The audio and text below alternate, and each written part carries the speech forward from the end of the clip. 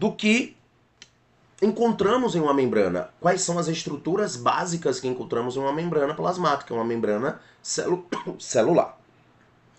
Antes da gente de fato falar quais são as estruturas, vamos primeiro lembrar quais são as condições por trás de uma membrana. O que é de fato uma membrana? Por que ela é classificada dessa forma? Vamos lá. Primeiro de tudo, a membrana plasmática, ela é uma condição que a gente chama de uma bicamada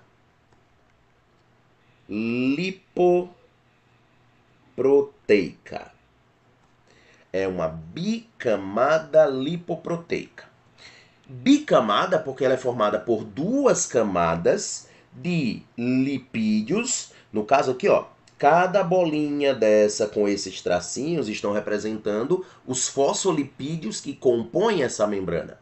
Então eu tenho fosfolipídios compondo essa membrana, formando uma camada superior e uma outra camada inferior. Então eu tenho uma bicamada de lipídios, por isso lipo. Só que associado a esses lipídios, nós também iremos encontrar, né? Nós também iremos encontrar proteínas. Vou ajeitar que ficou errado aqui. É uma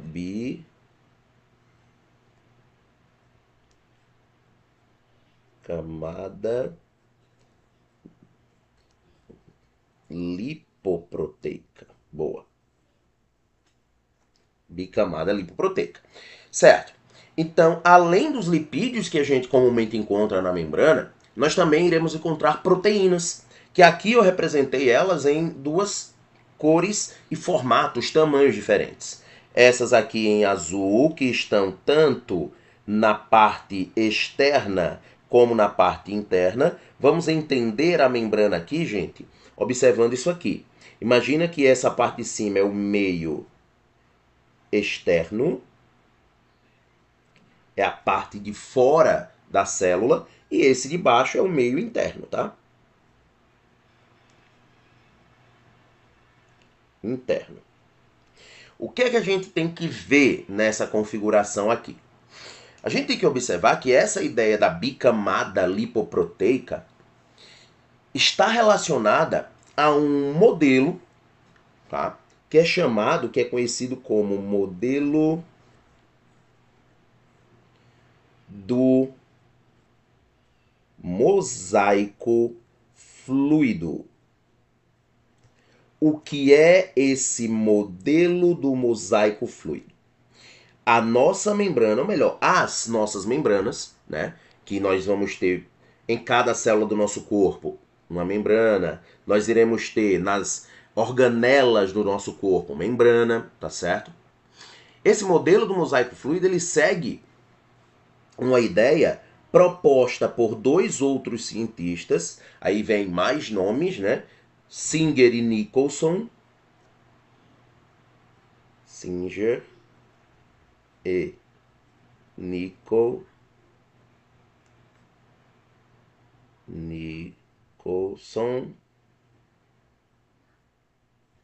tá? Singer e Nicholson.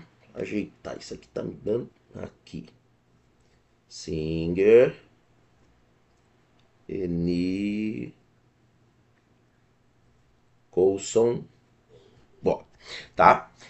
Onde estes dois rapazezinhos aí criaram esse modelo do mosaico fluido, dizendo o seguinte, pessoal, é possível termos substâncias desse lado da célula, ou seja, no meio externo, que consiga atravessar a membrana para o outro lado, para o meio interno, ou ter substâncias no meio interno que consiga atravessar a membrana para o meio externo. Só que essa condição de permitir a passagem do que está fora para dentro ou do que está dentro para fora não é de qualquer maneira. Existe uma seleção. Esse modelo do mosaico fluido, então, ele defende a ideia de que a membrana plasmática ela possui uma permeabilidade seletiva. Isso quer dizer que a membrana plasmática, ela seleciona o que entra ou sai dela. Não é de qualquer jeito. Ah, eu tenho uma substância X aqui, e essa substância X, porque ela está próximo à célula, ela vai invadir e entrar. Não. A membrana, ela vai selecionar se aquilo que está fora ou dentro dela serve. Se servir, se ela precisa, se ela não precisa, ela vai selecionar, tá bom? Ela vai organizar quanto a essa condição. Por isso que a gente defende, diz a ideia, né, da membrana possuir essa condição de uma permeabilidade seletiva, tá? Vou continuar para a gente agora entender quais são as partes que compõem a membrana, tá? E o que é que elas fazem, né? O que cada uma dessas partes fazem. Como eu já tinha descrito, cada estruturazinha dessa aqui, bolinha, tracejado, vai representar os fosfolipídios, tá? Isso aqui é fosfolipídio. Fosfolipídio, como a gente já viu, ele vai compor a membrana, né, dando a ela toda uma estruturação, certo? Quanto a ideia do quê? Quanto à ideia da polaridade. Como assim ideia da polaridade? Vou botar para cá. Olha só. Aqui temos fosfolipídios, tá? A ideia da polaridade aqui é a seguinte, gente. Se eu pego um desses representantes aqui de fosfolipídio, pegar esse aqui, botar ele aqui. Se eu pego esse representante do fosfolipídio, o que é que eu tenho que lembrar sobre ele? Eu tenho que lembrar que essa parte aqui é chamada de polar, ou seja, gosta da água, tem afinidade com a água. E essa parte de baixo, essas duas perninhas, são apolar. Ou seja, não gosta da água, não tem afinidade com a água. E o que é que temos que lembrar também? Temos que lembrar que no meio externo e interno tem líquidos. Existem líquidos fluindo aqui fora da célula e líquidos fluindo dentro da célula. Os líquidos que estão dentro, como a gente já falou, formam citoplasma, tá? É por isso que a parte polar que gosta da água fica voltada para onde tem água, seja fora ou dentro da célula, e a parte apolar que não gosta, que está aqui no meio, ó, fica uma em contato com outra. É exatamente por essa condição, tá? Que nós vamos ter essa configuração da membrana. Sabendo que cada estruturazinha dessa aí representa o fosfolipídio, vamos para as proteínas. Nós temos aqui duas representações de proteínas, como eu tinha dito, as que estão em azul e as que estão em vermelho. As proteínas que estão em vermelho, observem que elas saem de um lado da membrana até o outro lado da membrana. Ela vai pegar de um lado a outro, assim, seja esta inteira aqui ou esta que eu coloquei como se tivessem dois buraquinhos, né, duas aberturas. As duas são conhecidas como proteínas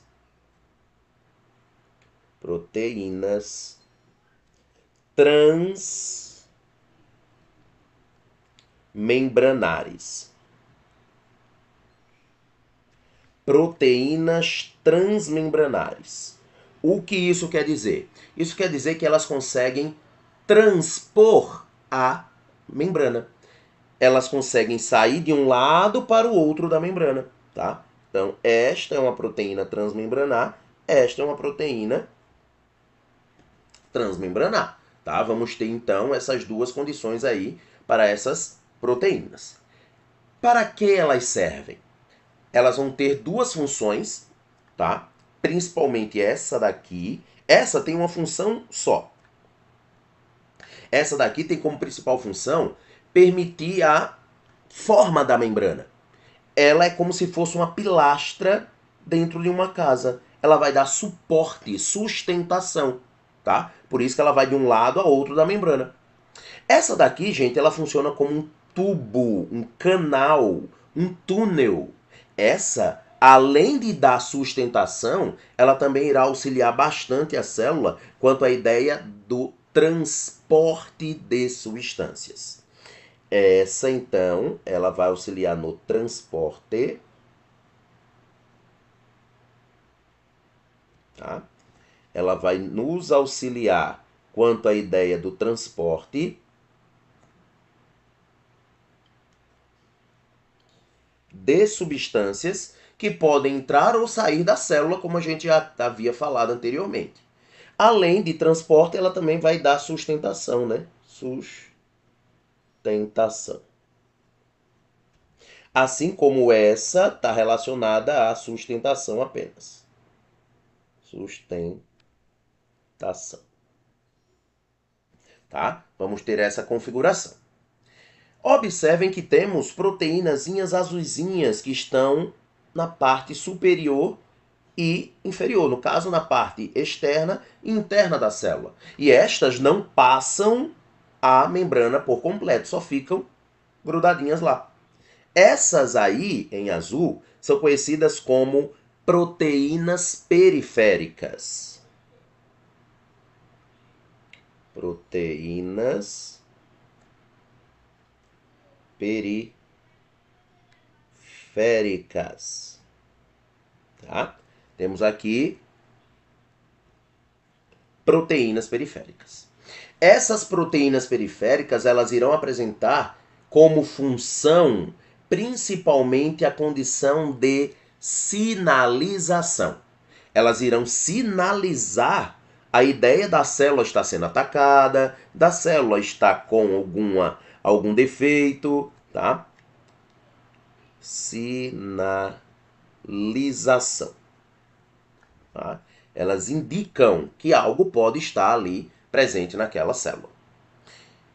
Temos que parar agora e observar essas estruturas em roxo e essas bolinhas que estão aqui no meio, amareladas, tá? O que está em roxo são açúcares. Essas estruturas em roxo formam açúcares da membrana, onde se eu tenho um açúcar grudado em uma proteína, eu chamo esta estrutura de glicoproteína. E se eu tenho um açúcar grudado em um lipídio, eu chamo de glicolipídio.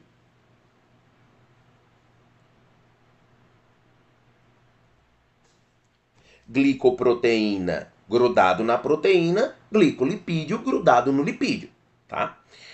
As células animais e vegetais, as células de bactérias, de fungos, de protozoários, as células dos seres que estão ao nosso redor, todas elas irão apresentar açúcares na sua membrana. Só que aí vem um ponto importante. Se eu estiver falando de um animal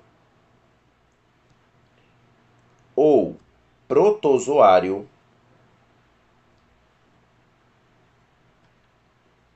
se eu estiver falando de um animal ou protozoário, o meu açúcar irá formar o glicocálix